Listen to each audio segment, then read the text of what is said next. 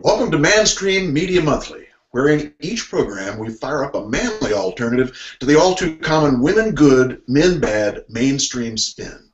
I'm Tom Golden, and joining me are Warren Farrell, author of The Myth of Male Power. Hello, Warren. Hi, Tom. How are you? And Paul Elam, the founder and publisher of A Voice for Men. Good evening, everybody.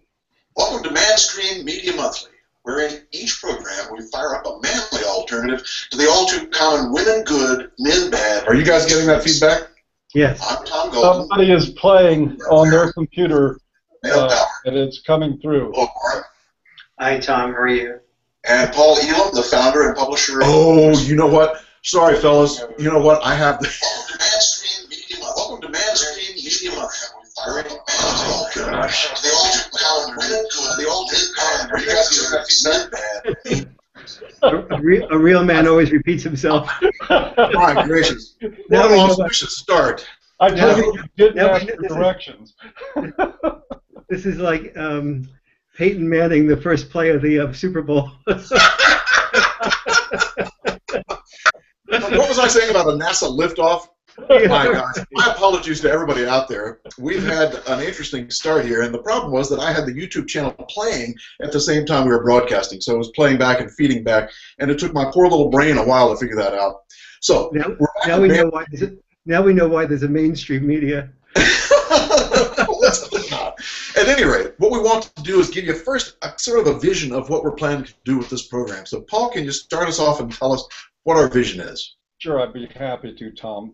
What the idea about this is, and keeping in mind that we are three independent individual men here, all with different views of things, and you know, how we interpret modern events is going to be expressed by individuals, but the general idea of the show is to provide an alternative to what Tom described just now as the woman good, man bad paradigm that's dominated the media for about the past 50 years. We're going to look at news and events in a way that's unblemished and unapologetic, and we're going to give an interpretation of those things and the state of men in this culture and the state of women that you're likely never going to see on the mainstream media. And that's what it's about for me. Good. Warren, any words on what we're going to do? No, just I think that seeing, basically I think that love has really had this great opportunity for to move from the old role mate in the past to a soulmate today. And at this first time in history where we've had the opportunity for that, we've really neglected that possibility by focusing on women good, men bad. Women don't fall in love with men out of a fantasy of them being bad or they're being evil.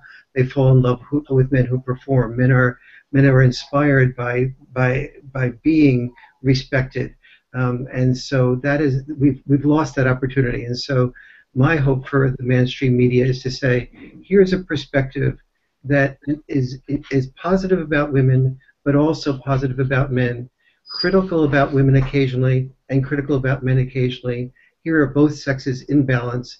That's what we fall in love with, both sexes in balance. Yes, nicely said.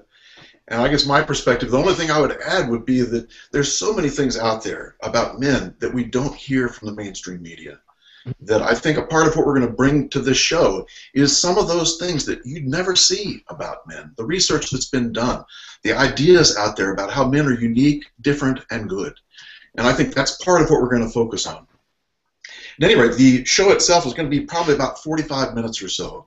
It'll be spontaneous, it's going to be free-flowing, and most of it is going to be conversation between Warren, myself, and Paul. And probably, hopefully, we'll be able to take some comments. If you're on the YouTube feed, you should be able to make a comment on that feed, and hopefully, if our technology is right, and I'm not promising anything, we'll be able to see it here and then put that onto the screen and talk about whatever your comment or question might be. But we'll see where we go. We'll see where we go with that. At any rate, the last part of the program is going to be someone talking about taking us deeper. And tonight's Taking Us Deeper is going to be Warren talking about men and love. And so why don't we get started? Let's talk about Valentine's Day. And really the thing about Valentine's Day is it's been around for hundreds of years, and no one really realizes that the history is tremendous. In fact, it's also murky. Nobody really knows how Valentine's Day got started. There's lots of guesses. One of the guesses is that Valentine was thrown into jail during Roman times. And he was thrown in jail because he was apparently marrying couples during wartime. Caesar did not like the idea of marrying people during wartime because he felt like the men were not as good soldiers if they were married. At any rate, Valentine was in jail. When he's in jail, he falls in love with the jailer's daughter. They have this love affair going back and forth with notes back and forth. And Valentine sends these beautiful love notes to the jailer's daughter, and they always end with, "From your Valentine." So that's the history of Valentine's Day, apparently. Warren, how about in the 21st century? What's happening with men and Valentine's Day in the here and now? Well, in some ways, a lot has changed, and in some ways, nothing has changed. Throughout all of history, every society that survived based on training its boys and men to be disposable. Disposable in war, disposable in the workplace, and disposable potentially, therefore, as dads, since many people who died in war, died at work, were fathers. And so women fell in love with men who were not the whining men who expressed their feelings, or men who expressed their feelings were called whining men, but women fell in love with alpha men. And part of being an alpha man was being able to be willing to go to war. In World War I, there was a white feather campaign of men who did not go to war, were given white feathers by women in public places like churches to disgrace them and shame them, to show what a lack of courage they had. So women fell in love with men who were performers, who was killer protectors. The problem with those men is that the qualities that we learned to be killer protectors, that is, the qualities that we learned for women to love us, were exactly or inversely related to the qualities that it learns that are needed for love. So, for example, if I'm a very famous attorney, the chances are a lot of women would be interested in me if I were single, or even if I wasn't single.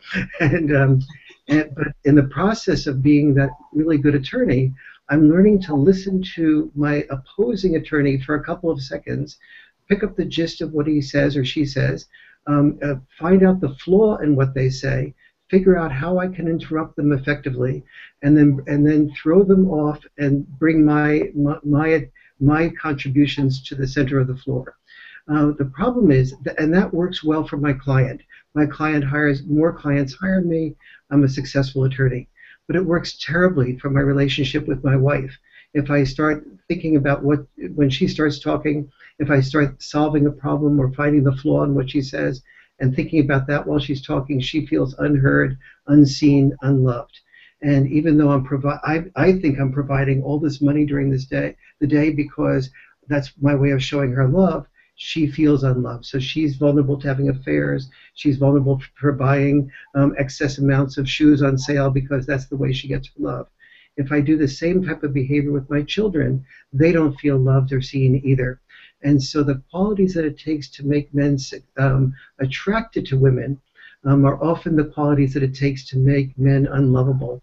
And that's the new opportunity we have for the future, is to reshape the gift that we ask men to bring to love, the gift of knowing how to be sensitive, caring, loving, and facilitative, and at the same time still knowing how to perform and take risks and be honored for that as well. And how does that connect in with Valentine's Day? What are men asked to do on Valentine's Day that connects with that?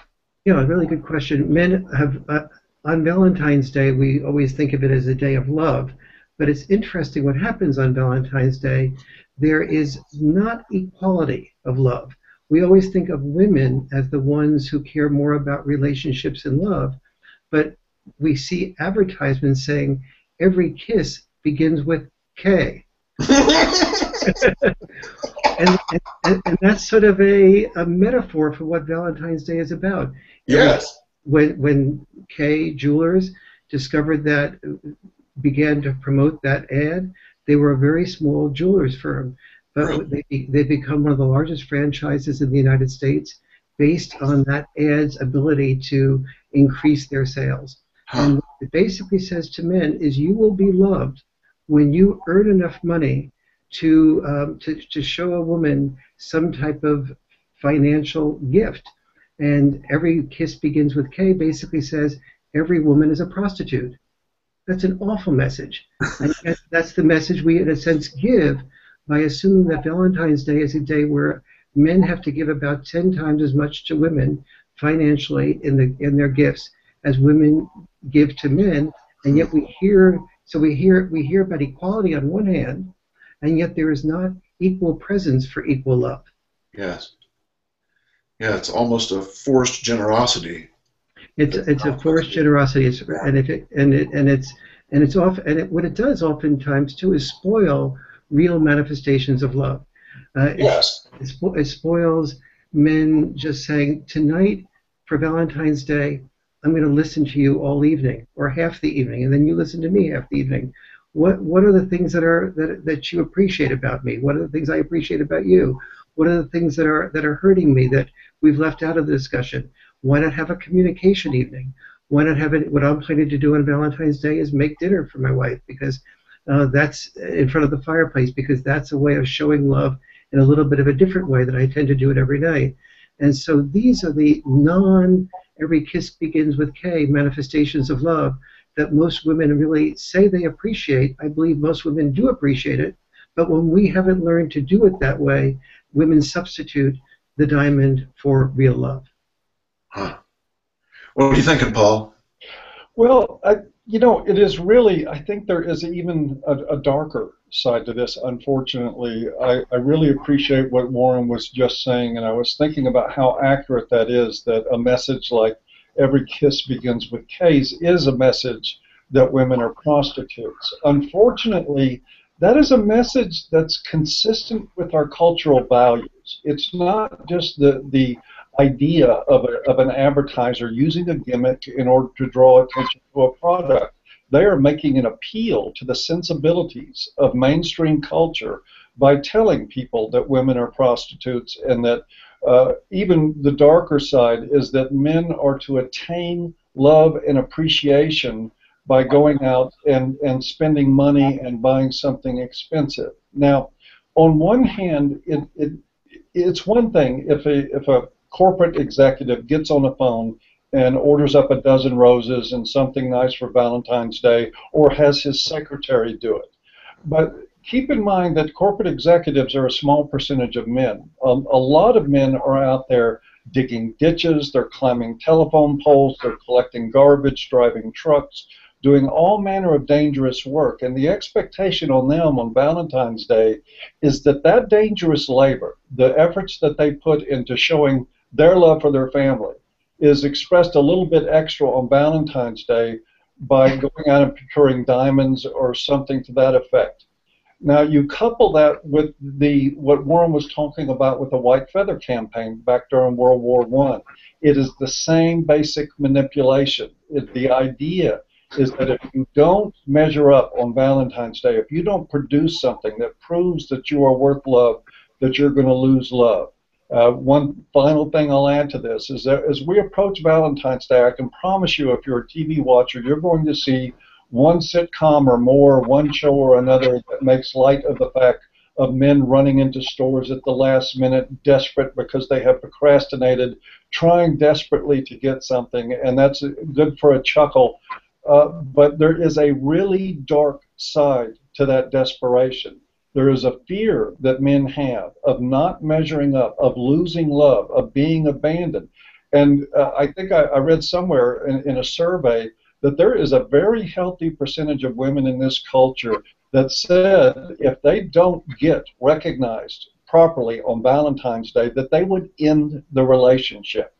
So not only do we have a message from Kay Jewelers that women are prostitutes, there is a mentality in some of the women in this culture that seems to bear that out. I know that's harsh words, but if you're going to abandon somebody because they didn't trade dangerous work for a diamond, after men have courted women, after they pay for weddings, after they recognize them on anniversaries, on birthdays, on Christmas, on Mother's Day, on all these days that are special for women, here comes another day, and if you don't produce, then you're history.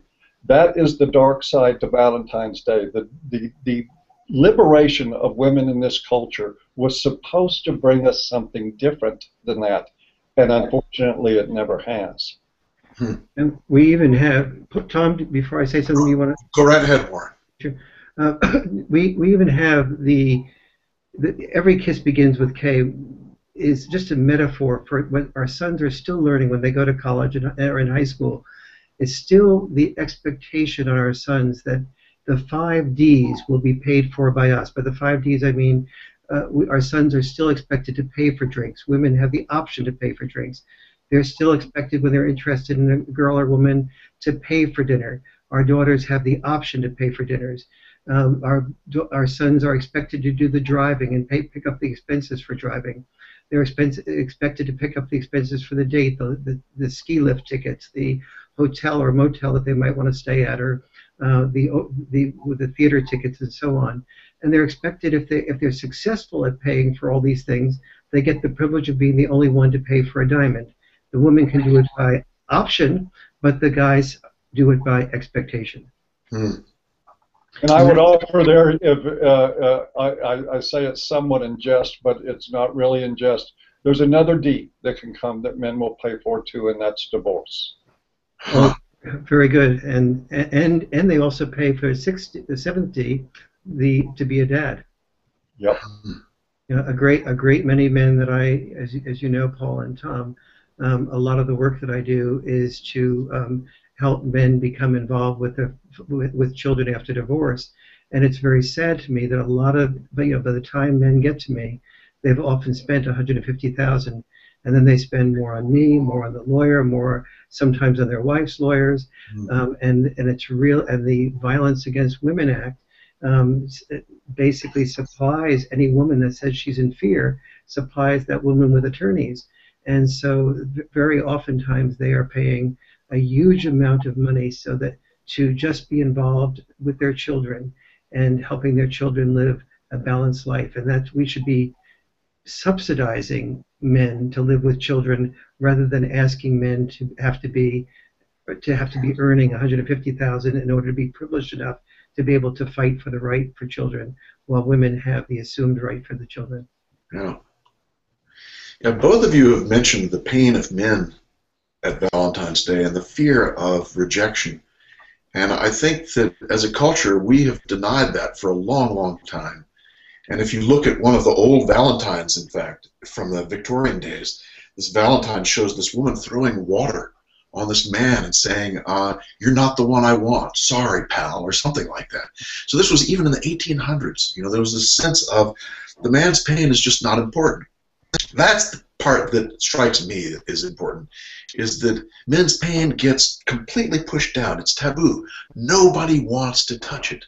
So men are left with this pain from rejection that they've got nobody to help them deal with. So, of course, they do it on their own. But if you look at that research on boys and girls that broke up from a relationship, and the researchers were so surprised when they found out that the boys had more hurt than the girls after a breakup. It's like, what? People were surprised because the pain of men is simply not seen.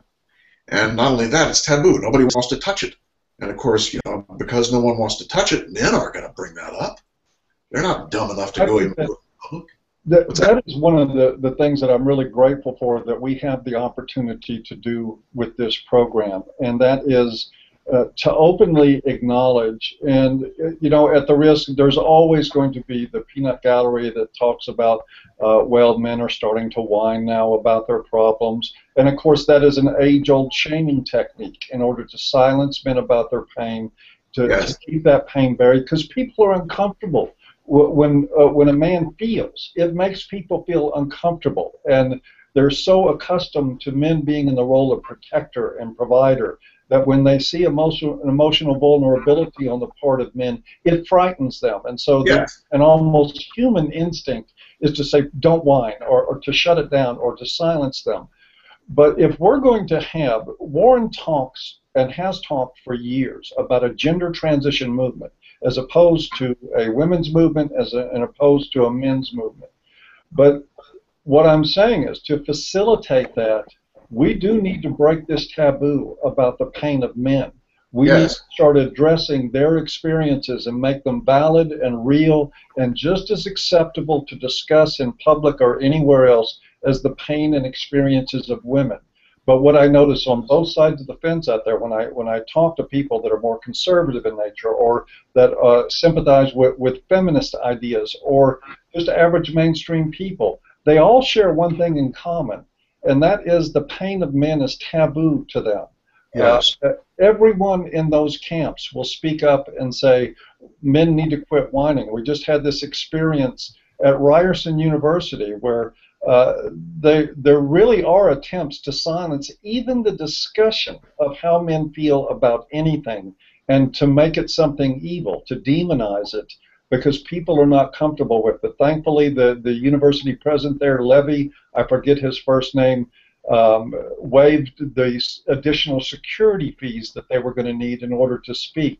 And I think this is the beginning. That stuff like that we're doing right now is the beginning of normalizing the idea that saying, hey, you know something, men's pain is real, and a guy shouldn't be afraid to go home on Valentine's Day because he has a low-paying job and he can't afford something really super special for his wife. He shouldn't have to be afraid that he's going to lose love or end up alone because he doesn't have the goods in his wallet.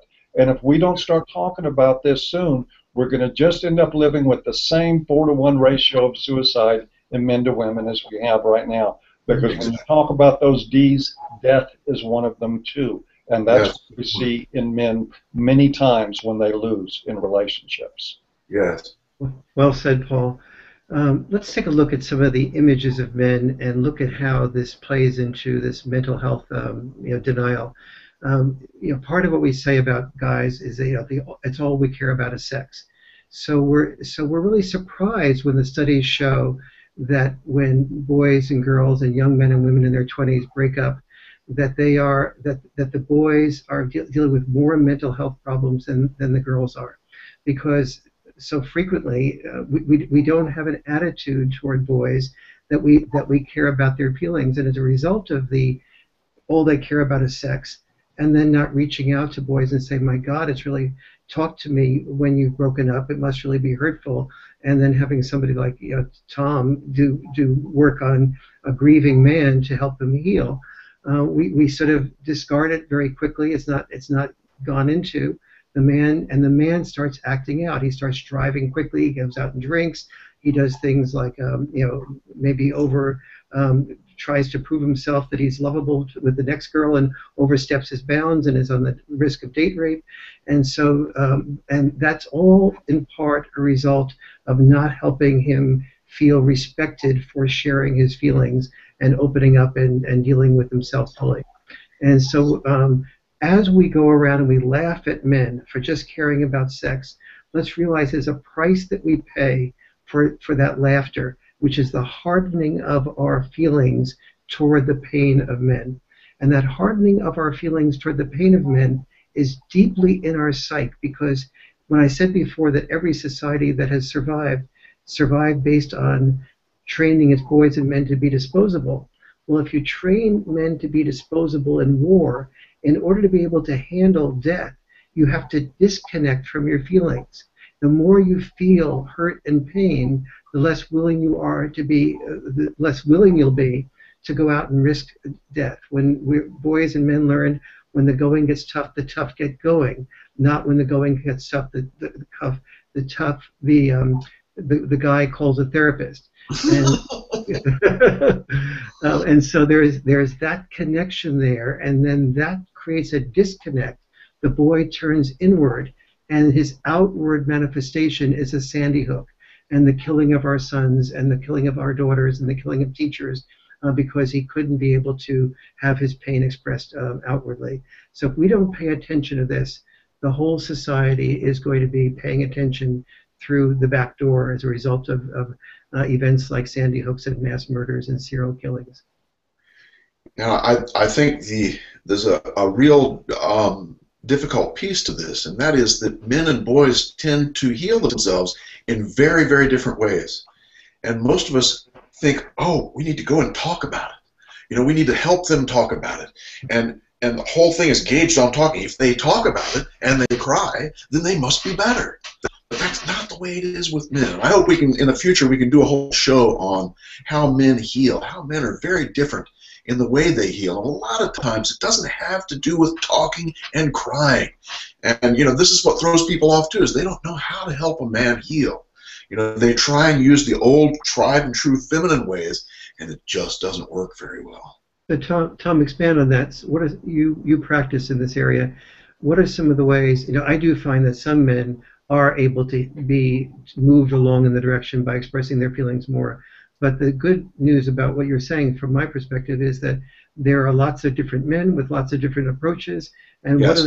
what are the approaches that you have found most effective? In Oh gosh, there's so many, and you know, this is the bottom line for the whole thing about men are good. I mean, I've grown to love men for who they are, because men are very creative, and men tend to heal themselves not through talking but through action, and through honoring, and through the future. Those three things: action, honoring, and future. And those things, of course, are about the opposite of psychotherapy. Psychotherapy is about talking and the past and tears. And so if you look at men in terms of those three psychotherapeutic modes, you're going to miss it every time. You're going to miss what happened with Michael Jordan when his father was murdered. Do you remember Jordan's father was murdered? What did he do 2 months after his father was murdered? Do you know? Yeah. He quit basketball. He quit basketball altogether. He said, I'm finished with the NBA. And then what did he do 2 months after that? He joined not Little League, minor league baseball. He played minor league baseball, and everyone was going, why is Jordan, one of the greatest basketball players of all time, playing minor league baseball? What they didn't know then was that Jordan's father was a baseball player. Jordan's father always wanted him to become a baseball player. In fact, they'd had conversations just before about how his father thought Jordan would make the greatest baseball player of all time. And Jordan was doing that in honor of his father. And he was doing it by he was taking his action and honoring his father. And he talks about standing at the plate, or he talks about driving into the practice and having a conversation with his dad in the car about what he's going to do at the practice. This isn't grief. This is dealing with grief, but he's doing it through his action rather than through just talking about it. So that's a little bit. Tom, I think that's a real important way of looking at it, and that is something that I probably should have made the distinction earlier when I was talking about this. When I was talking about men expressing their pain, I did not mean to sit around in a circle and watch Oprah and pass a box of Kleenex.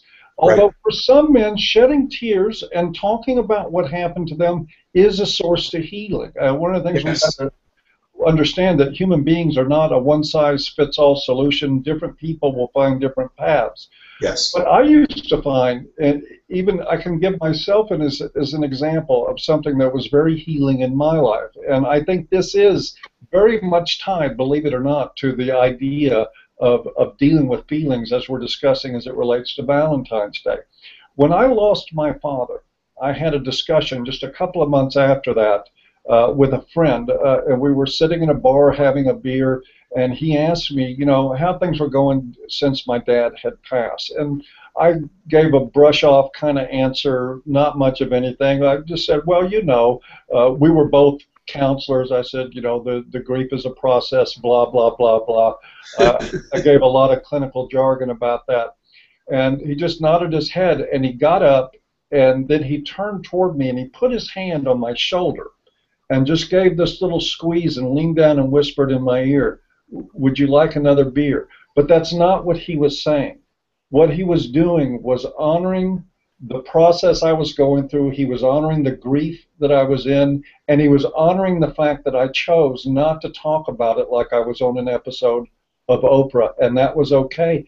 And that moment for me was extremely healing. Yes. I had an old friend once say that two men can deal with grief with 10 hours in a bass boat without 5 words passing between the two of them. And I firmly believe that's possible for many men. What I'm talking about now when we're talking about is really the dishonoring of men's pain, the way that when men begin to express grief or talk about problems or talk about unfairness in family court or talk about Why am I rushing like a lunatic trying to find a present on February 13th, scared to death to go home without it? That we need to quit telling them to quit whining. We need to tell them it's okay to say whatever they want to say about it and let that experience be real. We need to accept men the way they are, period. And love them for who they are, you know? Sure. Yeah. So I have, let me deal with this a little bit. So it's Valentine's Day, or it's not Valentine's Day, it's sort of, we're talking about in a larger sense love and how men and women become closer, or people become closer with each other, how men become closer to their children and so on.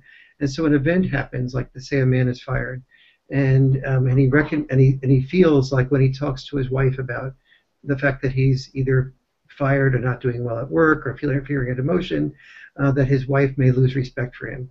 And so, Tom, where do you? And if he does it by some actions, let's say he does it in a Michael Jordan equivalent, he goes out and plays minor league baseball, but people don't see that as part of his grief process. Right. And so they don't know, they only start blaming him for quitting his job that he was the world star at and doing something crazy, stupid, and backwards. Yes. If there isn't an articulation of the process that is happening by him quitting Major League basketball and going into minor league baseball, then there is blame of him or mockery of him.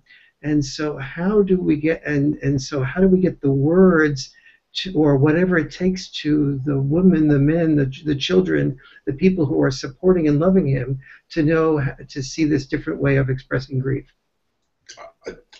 That's a wonderful question, and the answer is that we need to teach people all the different ways that people heal. Mm-hmm. Yeah. What are the factors involved in that? In fact, I've started a new part of a webpage for helping women understand men's healing. Mm-hmm. You know, I've spent many years helping men try and deal with it, and I thought, you know what? I'm going to try and help women understand the way men heal, and boys also. And so I wrote like 4 or 5 articles about, you know, how do you do that? What can you look at? What are the things you can see? How does he heal? How is he different from other men? And because when people start to understand how their loved one is healing, they're going to not judge anymore. Mm-hmm. You know, because, you know, the first thing people do is they think that others should heal just like they do. Yes. You know? And so they say, well, he's not doing what I would do, so there must be something wrong. Mm-hmm. So if you can help people understand that, gosh, there's, you know, lots of different ways, people automatically start kind of being more affable. They are more inclined to bless them for what they're doing and to honor them. And, you know, the thing that men need is they need admiration and respect. Absolutely. You know, they've got to have admiration and respect. That's what fuels men.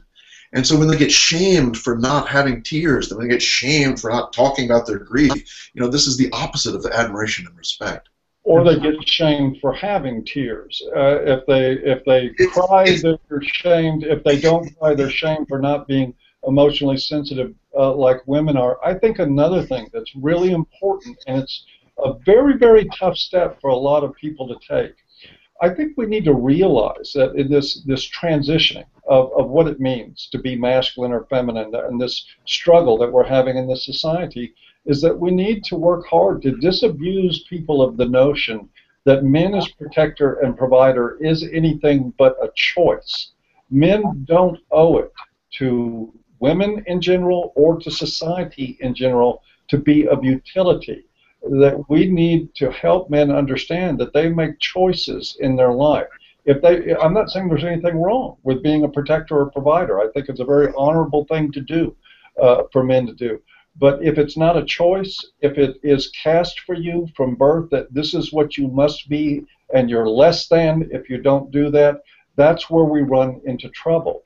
I think we need to allow men the choice and the freedom to identify as they want to, and that way, when they choose to deal with grief by leaving a profession, as you just discussed about, maybe the reaction from people won't be quite so shaming. It won't be quite so controlling, and we'll begin to see that, hey, you know, he's not a man; he's a human being, and he is handling a change in his life, he's handling a loss, and he's not identified by what he does for a living, and he certainly doesn't owe anybody his going to play basketball so that they can be entertained.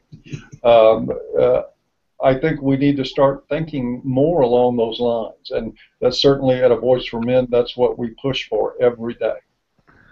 I think, Paul, this is exactly, from my perspective, on target. I think today, oftentimes, when a woman and man marries and has children, and that's where the choices begin to get eradicated, is when children are born. The pay gap is not a pay gap between men and women. It's a pay gap between mothers and fathers.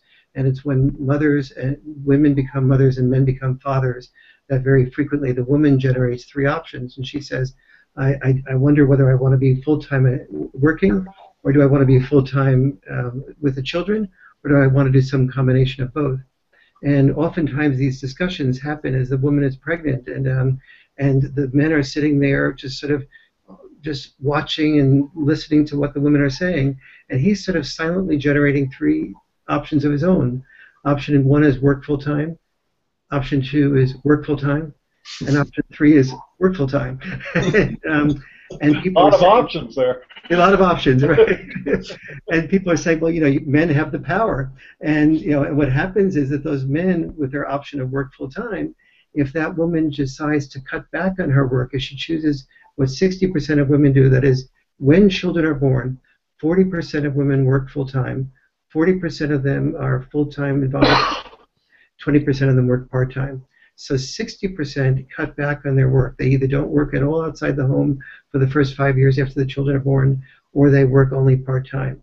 That means man increases the burden on him to provide not only his half of the income, but enough income for himself, the woman, the child, and the possible future child coming down the road, oftentimes the bigger home, oftentimes the fear that there has to be a margin for error in case the child gets sick or something along those lines. He starts thinking about his work in a very different way.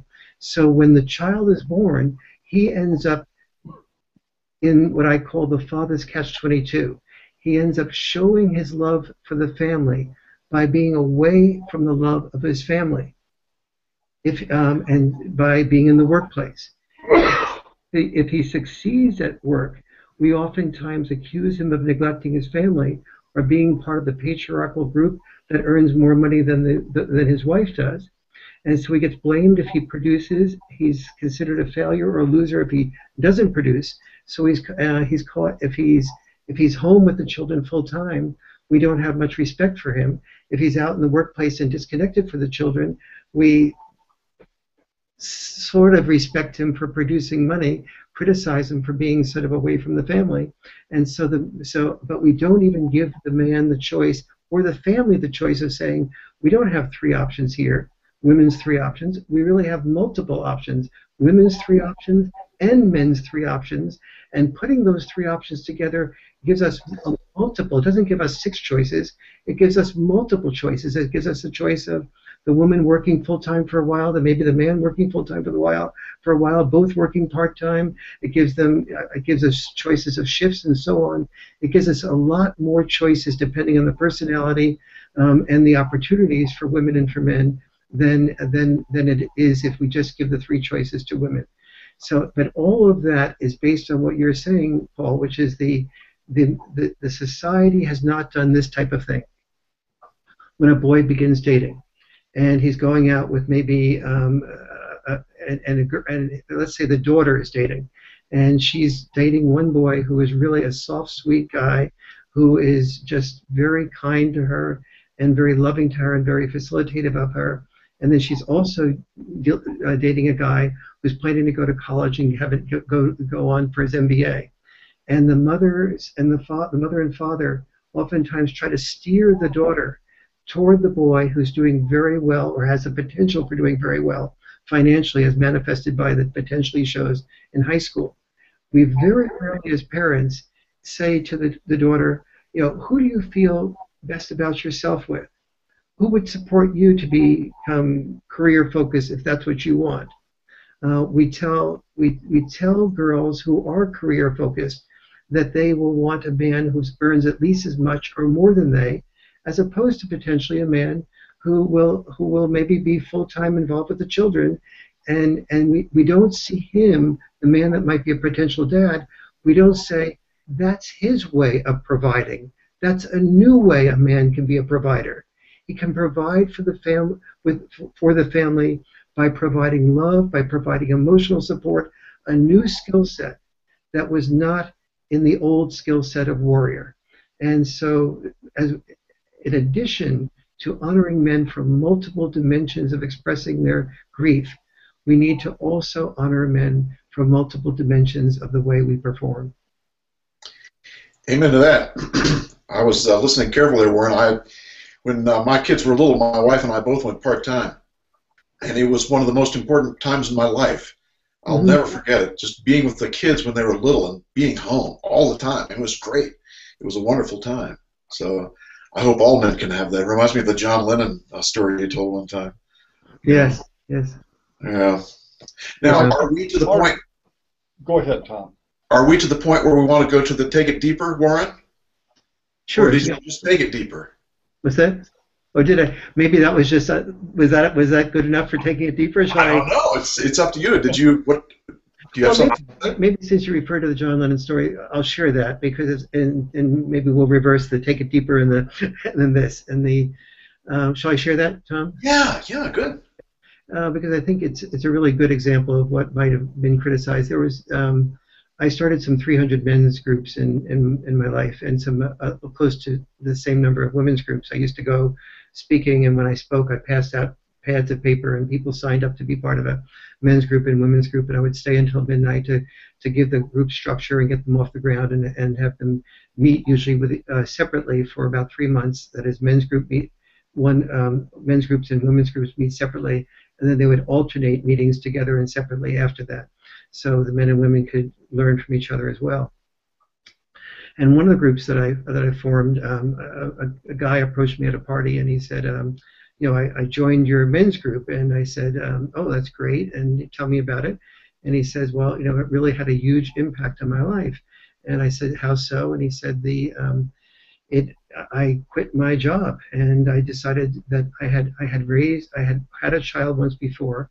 I hadn't spent any time with him, and I realized that there was a hole in my heart because I hadn't spent any time with my son. And he said, I realized that went back to the fact that my father had left me at an early age, and I felt deeply in grief about that.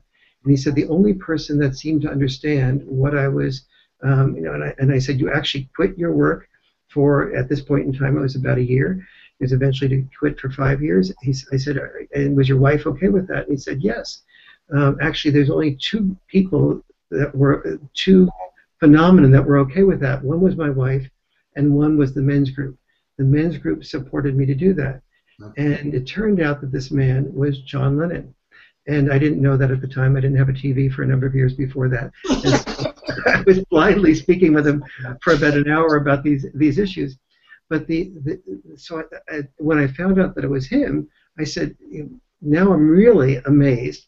And I said, well, you had agents, and you had producers, and you had everyone pressuring you, doubtless, to continue focusing on your career, because obviously it wasn't just providing money for your wife, it was also providing money for your, for your agents and so on, and dozens of other people, or hundreds of other people. And he said, yes. And he said, that's why my wife, Yoko Ono, was so important to me, that she gave me that support to stop something that was so lucrative. It also allowed me to know that she loved me and not what I was producing. I felt that was the case, but this proved that was the case. And he said, what? And I said, well, how are you feeling about this? And this was only about a year or so after this process had started. And he said, Warren, it's by far the best decision I have ever made in my life. So I sat there. Here I am sitting before or with perhaps the most famous man in the world, and he's telling me it was not what made him famous that made him happy. It was time with his son that made him happy. That was the best decision of his life, and that really had an impact for me on the importance of a men's group to support an alternative way of looking at the world, and also that the choice of our partner is the best single career choice and emotional choice that we make. And we as guys have to work with the fact that biologically we are attracted to women based on things like breasts and hips and so on, but they are not what sustain our love and our happiness throughout our life. And so we really have to work with ourselves on altering, on balancing our biologically natural attraction with what is going to be functional for us for the rest of our lives. Amen. Well said. I think that's something all of us can benefit from is time with our children. And it's so heartbreaking that so many fathers out there are having to struggle to spend time with their kids. Yes. It fuels my energy to want to do something and to try and break through that mess. So when we do our Father's Day one, we're doing some of our MANstream Medias based on tying it into the holiday that's coming up, like Labor Day we'll do the pay gap, Father's Day we'll do stuff on fathers, and I really want us to all explore. Very few people realize, and this ties into what you were saying before about men's style, there are about 10, 12 different ways that men parent that are quite distinct on average from the way the average mother parents. And it's so crucial. And each of those ways leads to children doing better emotionally, socially, psychologically, physical health-wise, and in every single subject matter area. We need to know those ways because it's only when fathers and mothers parent about equally with their children that children do better in about 30 plus different areas of social, psychological, physical health, and academic development. And so we'll expand on that on Father's Day. But it's the research. When I researched father and child reunion, as you know, that was really astonishing to me. I had a sense of that, but I had no idea there was such solid research to back that up. Good. So, Warren, is that the take it deeper, or do you want to take another segment for yourself? No, that's fine. Let's do one of those things. Let's take it deeper. Good. So, what do we need to do before we stop? What's that? They were both deep. Yes, indeed. I wanted to add, and I know we're getting short on time here, but going back for a moment to the subject of Valentine's Day. We have a growing phenomenon in this culture called men going their own way. It's growing, and I mean exponentially on the internet. There is a growing mentality of men that are not only shucking the idea of Valentine's Day, they're shucking the idea of marriage, they're shucking the idea of commitment, and in many cases, they're shucking the idea of women altogether. I'm not, as somebody that's been in an 11-year relationship, I'm not going to sit here and pretend that I'm anybody else but who I am. But I am going to say this. The reason that this is happening, in my opinion, and the reason that we see something similar in Japan with the Soshikudanshi, the grass eaters that are checking out of relationships, checking out of corporate life, is because precisely the culture has failed to do what Warren had just talked about. The culture has failed in its attempt to bring men into the fold of choices, of their destiny, of what's going on in their lives. We have continued the old script of here's what you're good for. One, here's what you do, which is you like sex, you like sports, and you like beer. Or I call them the 3 S's, sex, sports, and suds. The other part is that your role in life and your very sense of worth is what you provide to women. We really desperately need, if we want to start fixing this problem, we need fathers that start telling their sons that they are worth more than being a provider. When they see their sons running around going crazy trying to raise money so that they can impress some girl, they need to intervene on that and start talking to them about the pattern that they're setting for the rest of their life, and to talk about what Warren was just talking about, that the things that we're attracted to on a biological level are not ultimately the things that we're going to find fulfilling and satisfactory and that will make our lives complete. There are sometimes even two different things. We need mothers talking to their daughters about being their own provider, about carrying their weight in relationships, about meeting responsibilities alongside men instead of being a damsel or instead of waiting for somebody, for Prince Charming, to take care of them. These are very tough conversations. They're very difficult, and they're very sensitive for a lot of people. But if we really want to start changing the way that men and women connect each other in a positive way, we've had 50 years of feminism that's created nothing but walls. That's what we've ended up with, is division and resentment and mistrust and hostility between men and women. If we want a movement, a different way, a different path that actually brings men and women together, we need men and women that have different expectations of themselves and each other.